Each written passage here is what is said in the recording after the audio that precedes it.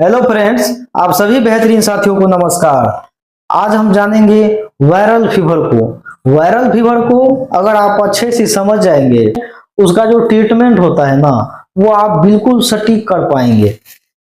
तो यही तो है वायरल और बैक्टीरियल फीवर को समझना। वायरल और बैक्टीरियल फीवर को अगर आप डायग्नोस कर लिए, आप उसको सर्टिफाइड कर लिए, तो अगर आप पेशेंट का ट्रीटमेंट करेंगे ना, तो एक बार में आपको बेटर रिजल्ट मिलेगा। और डॉक्टर और पेशेंट का जो रिश्ता है ना, वो काफी स्ट्रोंग हो जाता है। दूसरे पेशेंट को भी ला करके आपके बीच खड़ा करेगा।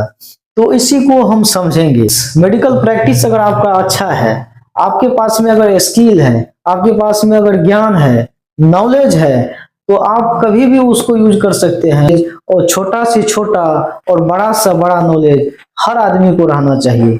कभी छोटे नॉलेज की जरूरत पड़ जाती है, तो कभी बड़े नॉलेज की जरूरत पड़ जाती है। तो आपके पास में अगर नॉलेज रहेगा ना, स्किल रहेगा ना, तो आप कहीं भी कभी भी किसी भी तरह के पेशेंट को आप हैंडल कर सकते हैं। बशर्ते उसको आपको पेशेंट के मर्ज को समझना पड़ेगा। बहुत सारे डॉक्टर को आप देखे होंगे, पेशेंट का जो कंप्लेन है वो अच्छे से सुनता भी नहीं है, आखिर पेशेंट क्या कर रहा है। ऐसे बोला सर्दी है, बुखार है, बस उसको करेगा, टेस्ट लिख देता है। अरे भैया, ऐसे नहीं होता है। आप डॉक्टर हैं, आप कोशिश कीजिए बेटर डॉक्टर बनने का, अच्छे डॉक्टर बनने का, जो वहां में आपका नाम हो, आपका मार्केट अच्छा हो, और आपका जो है लोग से जुड़ा हो, और लोग आपको चाहे।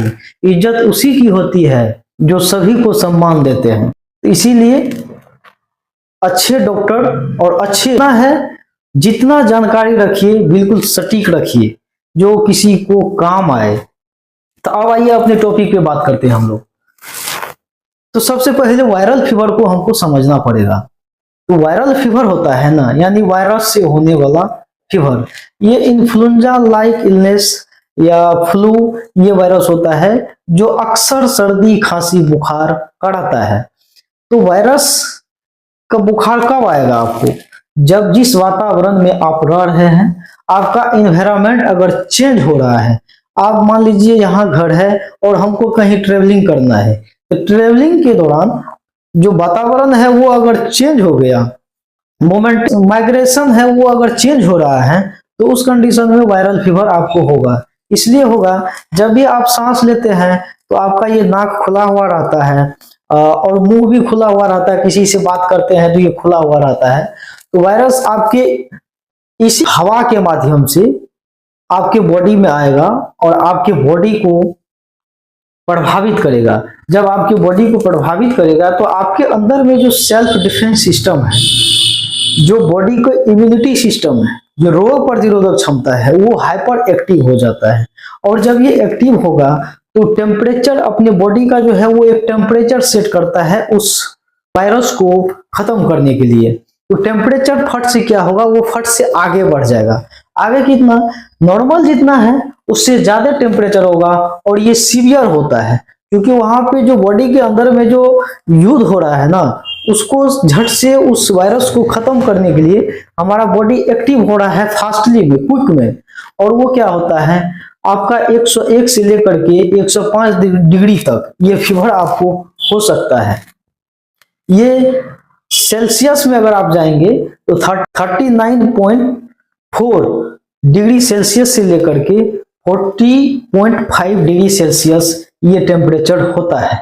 तो फ़ारेनहाइट में 1 से लेकर के 105 डिग्री, और अगर सेल्सियस में अगर उसको आप डायग्नोस करेंगे तो वो 39.4 से लेकर के 40.5 डिग्री सेल्सियस ये होता है। और सबसे पहले तो ये बुखार आएगा। और वायरल फीवर को पहचानने का एक तरीका और मैं बता रहा हूं आपको। इसको अगर पहचान गए तो आप इलाज एक बार में यूं कर देंगे। कैसे, इसको समझना है। जब भी आपके पास में मरीज आएगा वायरल फीवर का, तो उससे आपको कुछ जो सवाल है वो पूछना पड़ेगा। क्या आपको बुखार के साथ में ठंड भी लगता है? क्या आपको बुखार के साथ में पूरे बॉडी में दर्द भी होता है, जॉइंट में दर्द भी होता है? क्या आपको सोर थ्रोट है? क्या आपको सर्दी है? क्या आपका जो है मन वोमिटिंग के टाइप से करता है, या आपके सर में काफी तेज दर्द है, इतना लक्षण अगर आपको मिलता है तो आप वायरल फीवर उसको समझ लीजिए। फिर तो वायरल फीवर में सबसे पहले एक और पॉइंट को आपको ध्यान में रखना है, उसका जो ये शॉर्ट थ्रोट होता है ना, जो आप ये पिक्चर में देख रहे हैं, वो क्या होता है, अगर आप उसको किसी टॉर्च से अगर जला करके देखेंगे, यहाँ का जो शॉर्ट थ्रोट होता है वो पूरा रेडनेस होता है चारों तरफ। चारों तरफ अगर रेडनेस है तो वायरल फीवर है। तो वायरल फीवर में आप क्या देंगे उसको, एंटीपायरेटिक, पैरासीटामोल। पैरासीटामोल उसको देना है। और वायरल फीवर में किसी भी तरह का एंटीबायोटिक आपको नहीं देना है। और इसमें पेशेंट को रेस्ट करने के लिए बोलिए, इसमें पेशेंट को आराम चाहिए। और इसमें किसी भी तरह का मसालेदार सब्जी, मसालेदार जो वेजिटेबल्स है वो उसको अवॉइड करवाइए। इसमें सिट्रस जूस, कोकोनट वाटर और आराम वायरल फीवर के लिए बेटर होता है। और वायरल फीवर 1 से लेकर के 3 दिन और 3 से लेकर के 7 दिनों तक ये इसका रिसाइकल होता है।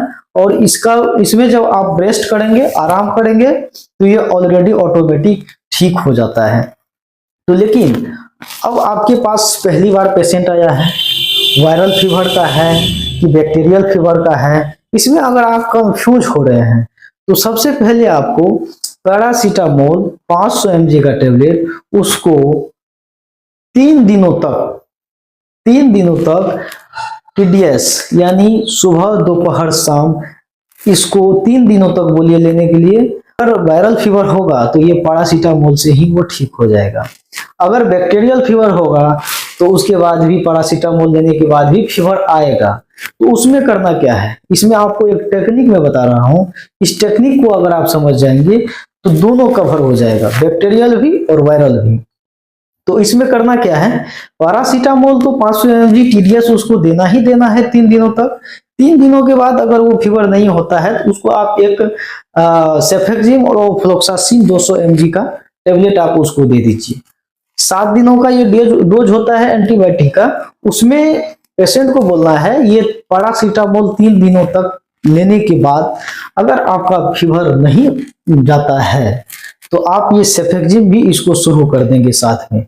अन्यथा अगर आप बुखार ठीक हो जाता है तो ये जो सेफेक्सिम और फ्लोक्सासिन है इसको नहीं खाना है। आप उसको जो है अपना रिटर्न आप केमिस्ट के पास कर सकते हैं।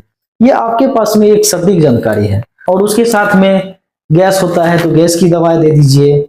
उसको कमजोरी है तो वीकनेस है तो आप मल्टीविटामिन मिनरल्स दे दीजिए। और इतना देने से वो बैक्टीरियल या वायरल जो भी बुखार है वो पूरी तरह से कंप्लीट हो जाता है। वीडियो अगर आपको अच्छा लगा हो तो वीडियो को लाइक कर दीजिए, शेयर कर दीजिए। मेरे चैनल पे नए हैं तो चैनल को सब्सक्राइब कर लीजिए। मिलते हैं अगले वीडियो में किसी अदर टॉपिक के साथ। तब तक के लिए धन्यवाद। Thank you.